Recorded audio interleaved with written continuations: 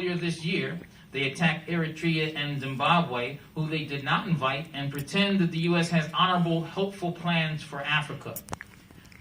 They do all of this to hide the real U.S. role in Africa and give legitimacy to the U.S. interests they've come to serve. On the heels of Human Rights Day, which is held every December 10th, today is Human Rights Day, they convene to undermine the human rights of African people while ignoring the historical record of the U.S. in Africa and the geostrategic interest it is committed to upholding. The proceedings, side events, invitations, and public relations campaigns are designed to secure greater control of Africa's abundant resources for U.S.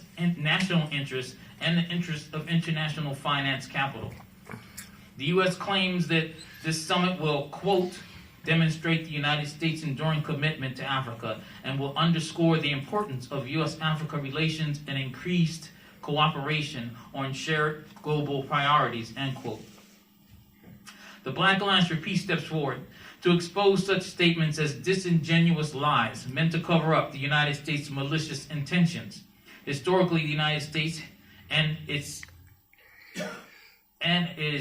historically, the United States was and is the primary beneficiary of the genocidal capture, transshipment, and enslavement of African people, which is responsible for the presence of black people in the United States today. At every turn, the USA has attacked, vilified, and tried to destroy every effort to free African people from various forms of oppression and exploitation. The U.S. worked hand in hand with the white supremacist European colonization of Africa, and when the people's resistance became too much for Europe to control, the U.S. took over as the new colonial masters by establishing the neo-colonial, neoliberal strategy that they come here to strengthen.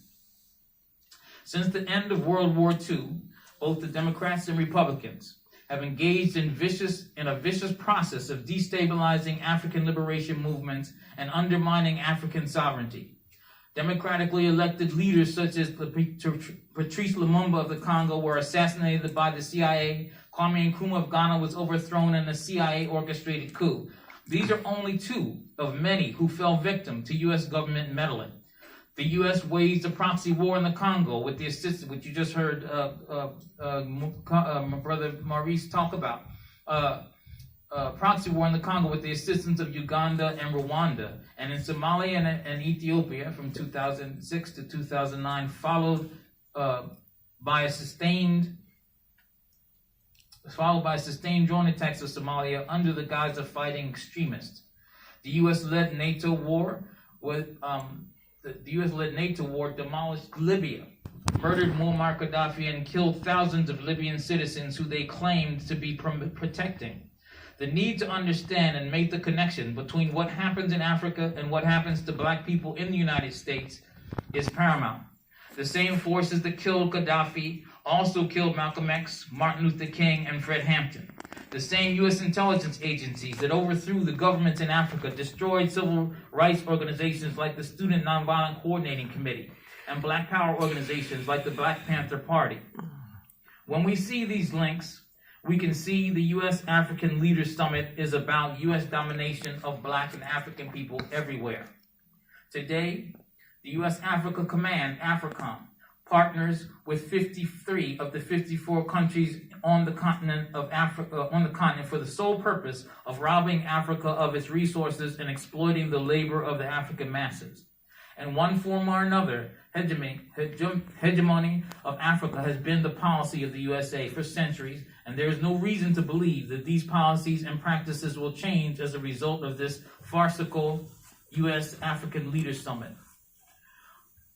One clear goal of the U.S. Africa Leaders Summit is to challenge the inroads of the People's Republic of China, and to a lesser extent the Russian Federation have made what they've made on the continent. The Democrat, Republican parties and their corporate bosses want to halt the regional cooperation initiated in the Horn of Africa since 2018. They want to undermine anti-France and pro-Russian expressions among the people in countries like Mali, Guinea, and Burkina Faso, which are also invoking the legacy of revolutionaries like Modibo Keita, Sekou Touré, and Thomas Sankara. the Black Alliance for Peace wants to draw particular attention to the complicity of the mostly Democratic Party Congressional Black Caucus members over the role of the U.S. federal government in Africa. These people who claim to represent the interests of black people in the USA and the U.S. sit quiet in active dereliction of their professed purpose to safeguard the rights and interests of black and oppressed people. The Congressional Black Caucus are in cahoots with the African leaders who serve as the face of capitalism in the U.S. and imperialism in Africa. They are looking for cover in the U.S. Africa Leaders Summit. Over the next week, they will wine and dine African leaders, make speeches, convene events, and make backdoor, under-the-table deals for the U.S. neo-colonial, white supremacist, patriarchal order. This summit is an insult to people of African descent inside and outside of Africa and must be condemned in the strongest possible terms.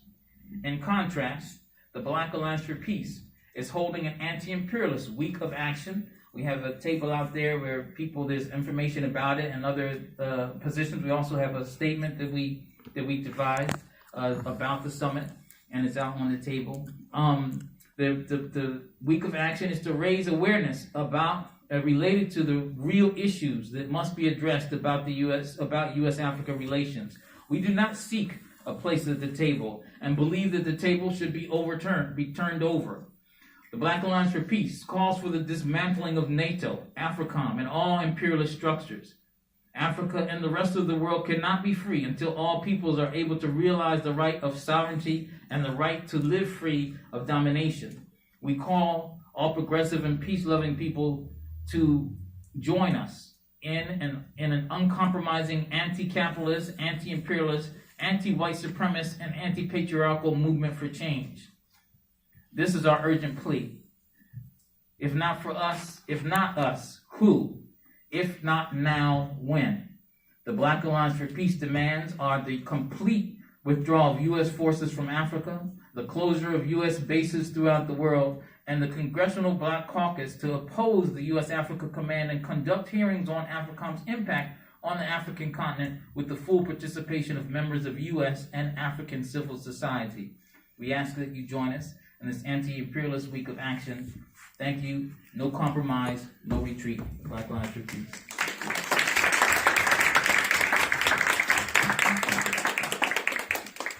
Thank you so much to all of our panelists for these powerful interventions. At this point, we would like to open it up for discussion, questions, comments from the audience.